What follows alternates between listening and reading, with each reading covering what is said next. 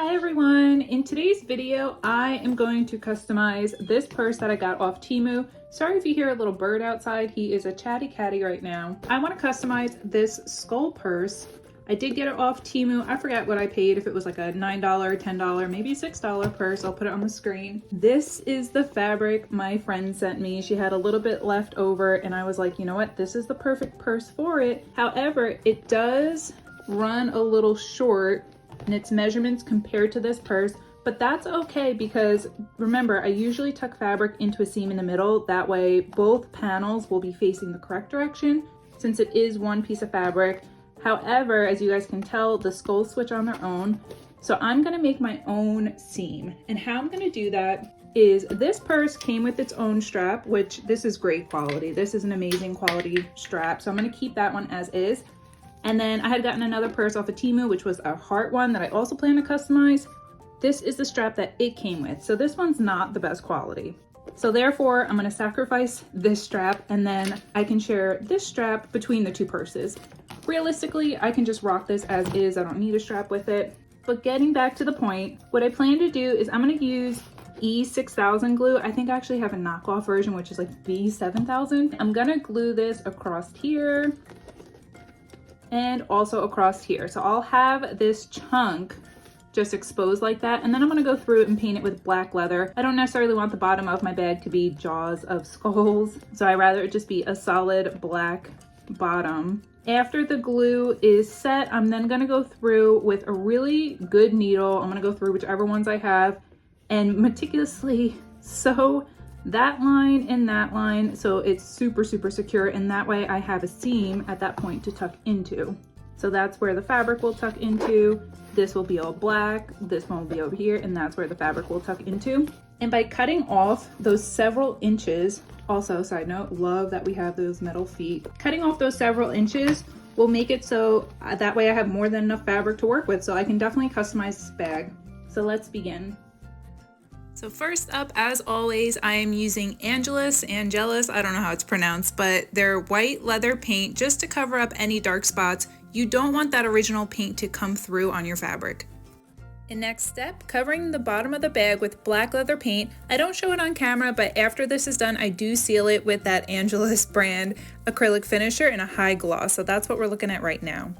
I was definitely a bit nervous moving on to the next step to create those seams on the bottom of the bag because honestly, I wasn't sure if it was going to work out or not.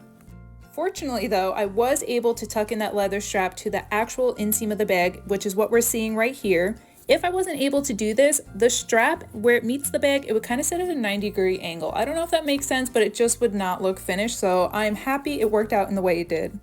And after letting the glue dry for a couple hours, I did go back and reinforce everything with a needle and thread, but holy moly, that was a pain in the butt to do. So this was the only part I recorded of that. Once I felt the seam was secure enough, I did move on to the other side of the bottom of the bag. So from there, now I have two. This is officially how the bottom will look, and now I have seams to tuck the fabric into. Now let's move on to the fabric. If you're a regular on my channel, then you are no stranger to OD coat. I use this every time with every custom bag I make. However, if you are new to my channel, check out this video's description below. I have a bunch of tutorials that are more in-depth on how to make custom Loungefly bags, how to use OD coat, even where to get it from. And if anybody watching this has any questions along the way, feel free to ask. I'm always up for helping wherever I can. So far at this point of customizing this bag, I would say it's very comparable to customizing a Loungefly bag. You do notice the material of the actual bag itself is not on par with Loungefly. Loungeflies tend to be more sturdy, and even though I packed this one out with stuffing, it still was kind of flimsy in certain places, but I will say tucking the fabric into the seams, whether it's the seam I created or the actual seams of the bag, it was a breeze. This one was a 10 out of 10 as far as being able to have enough room to tuck the fabric into. Also, side note, let's take a moment and compliment these cute dogs on this fabric. We have Zero, which you see me cutting into. Next to him is Frankenweenie. Above and below Frankenweenie is the bride of Frankenweenie. And the dog below and above Zero is Scraps from Corpse Bride. Love this print. And I like that it's more black, white, grayscale with that pop of really bright, vibrant green on Frankenweenie. I just think it was really well made. So now this is the part where you see that cut fabric. This is where I mend it, and I just feel like it's almost like magic. It's mind-boggling how a fabric can be cut and just glued and pushed together, and it almost looks like there's no seam. Like, look guys, I never cut it. It's magic. I'm not sure if all fabric bases mend together as well as cotton lycra does, or if the fibers of cotton lycra just it's easier to work with, easier to manipulate, but I'm super grateful for it because otherwise I don't know if I would really be able to customize bags like this. I can't imagine removing the straps of the bags, then going back and having to re-sew them on, glue them. It would just be such a pain. Moving on to the next strap, I just did it off camera, and these are one of the bags where I don't have a seam between the zipper teeth and the actual bag itself. So I had to do it off camera just because my face tends to be closer when I'm working with something so meticulous like that. But I am happy with the way it came out. Now it looks like I'm just about done with this bag, so let's see the final result. And here is how the spooky dog bag officially came out. I am so happy with this. Let me know what you guys think.